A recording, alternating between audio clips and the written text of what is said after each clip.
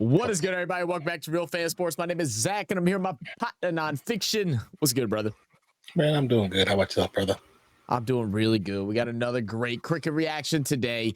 This video was just sent to us like just a couple days ago, and it just really intrigued me by the title. The title is The Mastermind Who Silenced Entire India.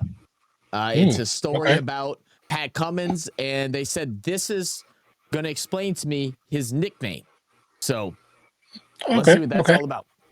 Yeah, let's check it out. That's the player we were talking about. The most remarkable thing you'll probably ever see in cricket.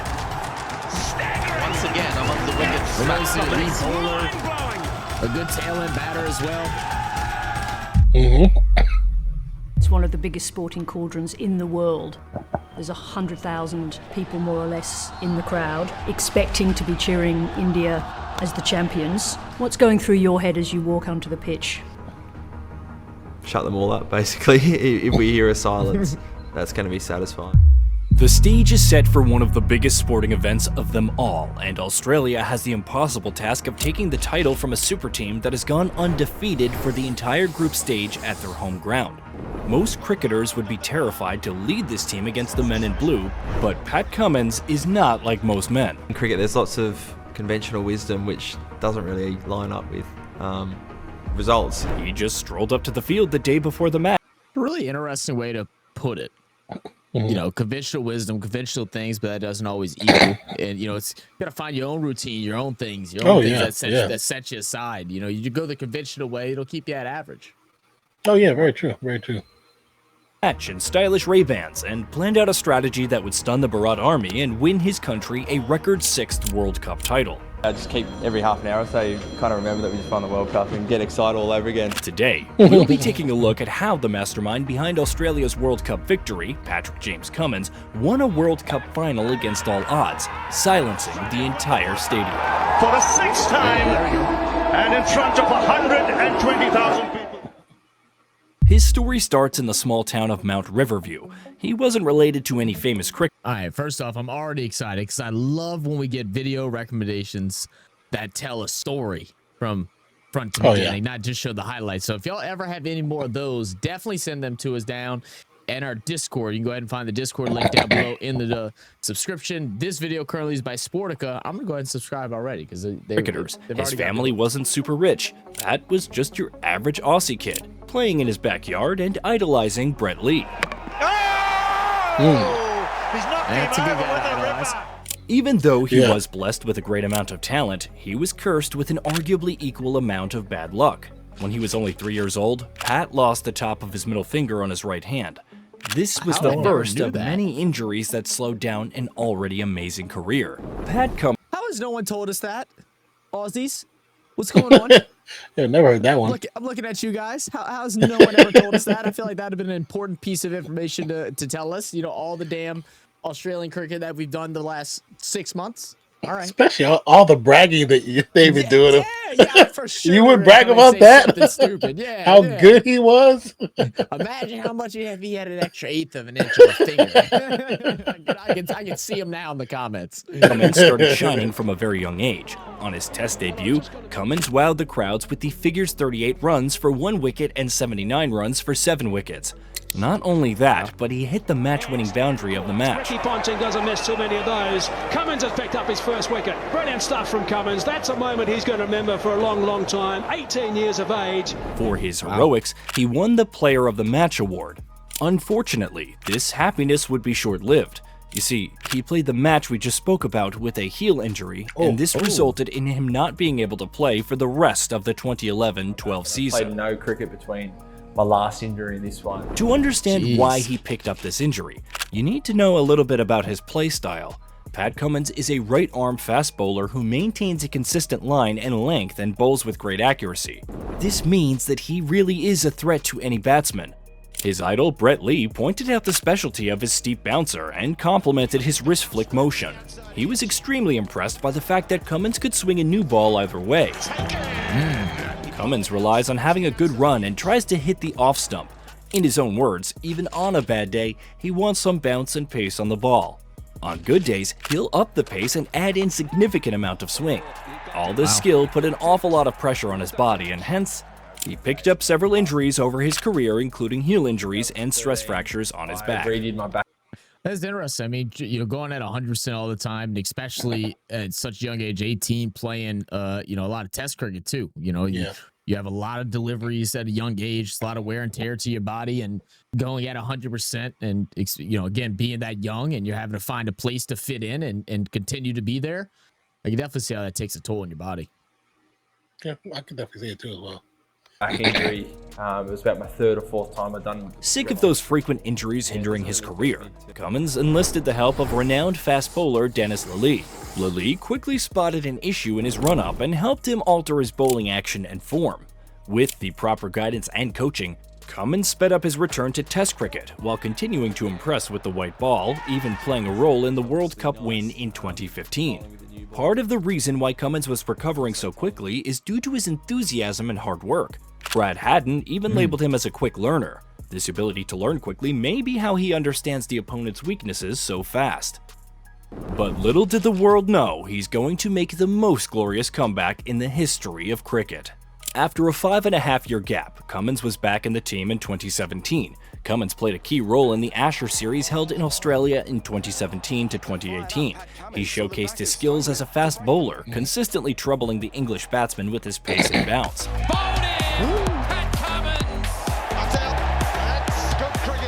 Sure enough, he became a key player in Australia's Test team, consistently delivering strong performances with both bat and ball. Cummins achieved the milestone of taking 50 Test wickets in just 13 matches, making him the fastest Australian fast bowler to reach that mark at the time. The world had started to take notice of Cummins. In 2019, he received the Alan Border Medal for being Australia's best male cricketer, the Young Cricketer of the Year award, and the ICC Men's Test Cricketer of the Year award.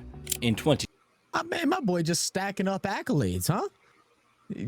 Just stacking them up. Goodness. 2021, he was part of the Australia team that won the T20 World Cup, picking up his second international trophy. Put their hands on a men's T20 World Cup trophy, and it is richly deserved. By late 2021, Cummins had established himself as a big name in the cricketing world. By this time, he also created a strong bond with his team. Even though he wasn't very talkative, he was still approachable and friendly. This made him pretty well liked around the camp. He also has an incredible ability to keep his calm on the field, carefully calculating each move and reading the game really well. His down-to-earth personality and generally high intellect made him a leader in the dressing room and a natural choice for captain. So, in 2021, that guy with the beer, good thing he doesn't play in the NBA, because Nico would have fired him. That's funny. He was announced as Test captain, becoming the first fast bowler full-time captain for Australia in history. He started his journey off with a bang, crushing a World Cup winning England side 4-0 in Ashes 21-22. Gave up. As if that wasn't enough. Stupid. Yeah. Like, I don't think I've ever seen a wicket be taken on a full toss. I don't think I've seen that yet. First fast bowler full-time captain for Australia in history. He started his journey off with a bang, crushing a World Cup winning England side 4-0 in Ashes 21-22. I'm curious, like, what exactly were you thinking in that moment? I mean, I think that was the issue. It's that they weren't thinking. Win this Ashes series 4-0. As if that wasn't enough, he went on to win the ICC World Test Championship Final 2023. He played this tournament right after his mother passed away from cancer, showing yet again his resilience and commitment to the game. With such a strong performance, it was only natural that after Aaron Finch's retirement, Cummins led the Australian side to the 2023 World Cup. When you start getting things like that, you just get whatever you want, right? Like, I mean, it's just your day. It is what it is. You're the opposing team. It's just like, ain't much you gonna do. Commitment to the game. Yeah. With such a strong performance, it was only natural that after the fact you get out like that because you swung it into the bales, that's crazy. That's unlucky, man. After Aaron Finch's retirement, Cummins led the Australian side to the 2023 World Cup. No one would fault Australian fans for not holding out too much hope prior to the World Cup. Cummins had just been captain for 2 ODI fixtures prior to the World Cup, making him the least experienced leader in the tournament. On top of that, they had to face an Indian super team on home soil. As everyone had expected, Australia did not start the tournament well, losing both their first games and winding up at the bottom of the group. But this is where Cummins' resolve made him the man for the job. The Kangaroos pushed through like a hurricane, defeating every opponent by totally outclassing them, such as the record 309 run win against Netherlands, or through sheer will, history now belongs to Australia, such as Maxwell's magical 201 knockout against Afghanistan. Through what seemed like a miracle, they made it past the group stage and defeated South Africa in the semi-finals. Australia win the semi-final. Cummins had done a great job thus far as both player and captain. He not only performed his duties as a bowler, but also provided stability in the lower order when Australia needed it, such as against Afghanistan in the group stages or South Africa in the semis. As captain, his field setting was picture perfect and his bowling selection also made a lot of sense. But Australian fans did not start. I mean, like, just from the things we're hearing about him, you know, we're hearing all characteristics that you want from a captain, right? He's hard worker, extremely intelligent, doesn't have to be like all over the place, rah-rah kind of guy, but just someone that kind of owns a room when he talks. You listen because of his intelligence, because of how hard he works, and then actually go out there and put on a performance whenever it's needed. Also, that calm demeanor is a big one. That's a big one, especially as a captain, because you have some captains that don't know how to react to stuff like that, and they overreact and they overcoach. And if you're cool, calm, you know how to coach because you understand your players. I think that's a big attribute that people don't look at. Yeah, absolutely right. Celebrating yet. In sharp contrast to Australia's shaky campaign, India absolutely dominated all their opponents in each and every match. And again, the final would be in India. Rohit Sharma looked all but certain to lift the trophy.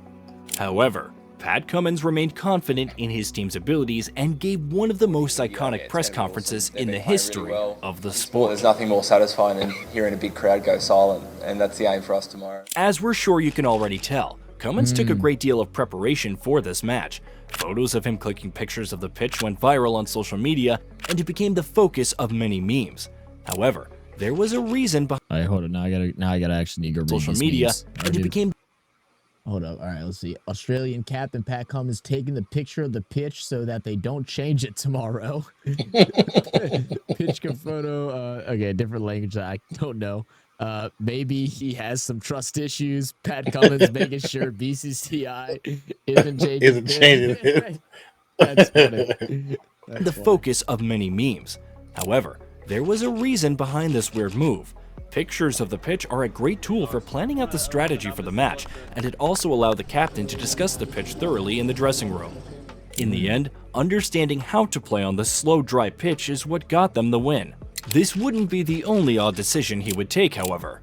The natural reaction to his Indian team is fear, so the last thing he'd want to do is let them see a huge target and wave goodbye to the trophy, right? Well, not according to Cummins. After winning the toss, Cummins surprisingly decided to bowl first, a decision for which he was even criticized by some fans. It turns out, Cummins knew exactly what he was doing. In this match, you truly understand why Cummins deserves to be called a mastermind. His selection of bowlers slowed down the run rate when they needed it to be low, and his field setting meant that there was no huge gaps for the men in blue to exploit. So this dude really is he's just a technician. From taking pictures and really working out with his bowlers of what type of line and length you want to follow, trajectorying them, your field based off of who's batting, what things they've been seeing throughout the tournament, where they like to hit, the angles they like to go at. I mean, it's genius. It really is genius to be able to control a dominant team like this. Oh yeah. It's like when you watch other sports, when you watch like basketball, and you make them play your game. He made them play the game he wanted them to play from the beginning. And I feel like you almost catch them off guard too. You almost catch India off guard by allowing them to bat first, because everyone's been afraid of that. So it's like, you know what? Let's let them bat, and then they kind of get there. Oh, this student idiot.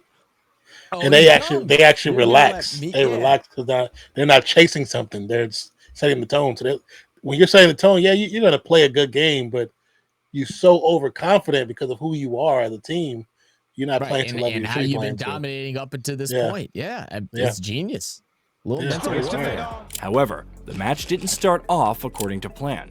You can set a field as nicely as you like, but when Rohit Sharma is batting, it's going to rain sixes, and that's exactly what happened for the first 10 overs. And it's so far back. India had exceeded a run rate of 7 before the 8th over, and that's when Cummins showed his first sign of tactical brilliance. Seeing India's if I'm hurry to get a Cummins, big... I would have expected this. If I'm Cummins, I would have expected that them to start off with Rohit and try to get as many points they can early. I would have expected it. Yeah, of course. I mean, that's what Rohit likes to do. And that's when Cummins showed his first sign of tactical brilliance. Seeing India's hurry to get a big total down, he realized he had the perfect opportunity to put Rohit Sharma in a trap. In the 8th over, he introduced right-arm off-spinner Maxwell to tease the hitman to play big shots. He fell for it, as by the time the 10th over was finished, India lost their captain. As if that wasn't enough of a blow, in the very next over, Cummins himself took the wicket of heavy hitter Shreyas Iyer. The danger was far from over, though. The new man, KL Rahul, is a great batsman in his own right, and King Kohli was still on the pitch. But it seemed Cummins didn't care who was on the pitch. They played by his rules. Cummins ensured that no 2 consecutive players stood in the same circle. When long on was on, mid-wicket was down. When mid-wicket was up, long on was down. He set the field in this way to make sure that there was no clear long width to push for singles and brought the run rate down between 2 to 3 runs and over. Wow. At this point, To go from 7 to 2 point is crazy. Yeah. That's crazy. batsmen were getting Yeah. more cautious but also frustrated. This is where we see him using his genius cricketing sense again. The moment he saw the run rate dip to a low level, he saved his main bowlers for later overs and deployed batting all-rounders Marsh, Maxwell. Yeah, because now you're just giving them a whole bunch of energy to come in and close things out. They're starting to play hesitant. They're starting to get frustrated, so they're not getting their eyes not all the way in. They're not getting good contact off the bat. You bring in your all-rounders that just are there to, kind of keep pace, and then you just hit them out of nowhere. And head. His thinking was that either they play too cautiously and keep the run rate low, or play rash shots and get out. He reintroduced his best bowlers during the 27th over, which is a transitional phase. Stalling wasn't enough. They just had to take the wicket of the player of the tournament, Virat Kohli. And guess who took him down? That's right, cometh the hour, cometh the man. Cummins took the most important wicket of them all. Cometh the hour, cometh the man. Seeing him struggle with short balls, Cummins constantly played short deliveries, till one of them hit the inside edge. Oh, he's got the inside edge. Back onto the stumps. From that point on, the game was in Australia's hands. Cummins saved his best bowlers for the end, who were effectively facing lower-order batsmen. He also placed all of his fielders closer to the boundaries to lure the tailenders to hit big shots, or just do singles. India was in a chokehold. His 2 wickets with an economy of just 3.4. Very good traps. Yeah. Very good traps that he was setting. Very calculated. Helped keep India's total to just 240. 240. A total Australia chased down with 6 wickets to spare thanks to a wonderful knock from Travis Head. A home run for Travis Head on the biggest of stages. With that, Cummins won his nation the greatest honor. And Australia win the World Cup for the 6th time. Wow. And in front of a... With 43 balls remaining and 6 wickets. For 43 balls remaining, that's to go, like you said, go for a thing where it's like no one could beat India. There was no chance. That's what everybody was looking at. No one's going to beat India. It's not going to happen. It's their tournament. It's their turf. It's their time to win it. Pat Cummins, the mastermind. You could, of course, you're not going to beat them at their game, and that's why he had to say, okay, they got that. We're going to make them play our game, and it worked. It worked. Yeah, and to win by that. That's crazy. 120,000 people. He silenced the crowd at Narendra Modi Stadium and all his critics with a stroke of genius that the cricket world will never forget. Pat Cummins proved his caliber as one of the greatest captains who led the most feared team in cricket history. The mastermind behind Team Australia's World Cup win against all odds will forever be cherished in the golden pages of cricket history.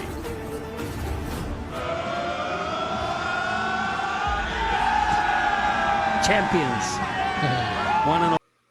And now knowing this like just puts a lot of things even more into perspective that we weren't aware of just through this past year of watching cricket more, of the matches in the T20 World Cup, the matches during this past test series and why things were so heated. It's like, it's just because that wound is still not fully healed yet of this happening. You know what I mean?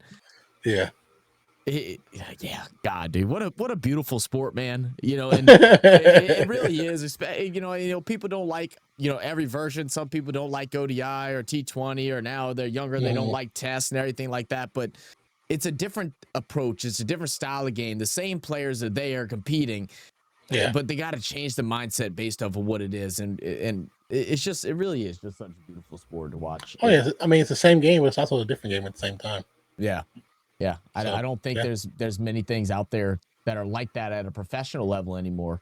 You know, I mean, in high school and stuff, you might have something where, you know, you have 7-on-7 for football during the spring, and then regular full on during school year, and then maybe rugby sevens, and then your regular rugby. But like outside of that, 3 different phases with a lot of different strategy and a lot of different chances to become the best at that format in the world. I love that. I love that. I agree, brother.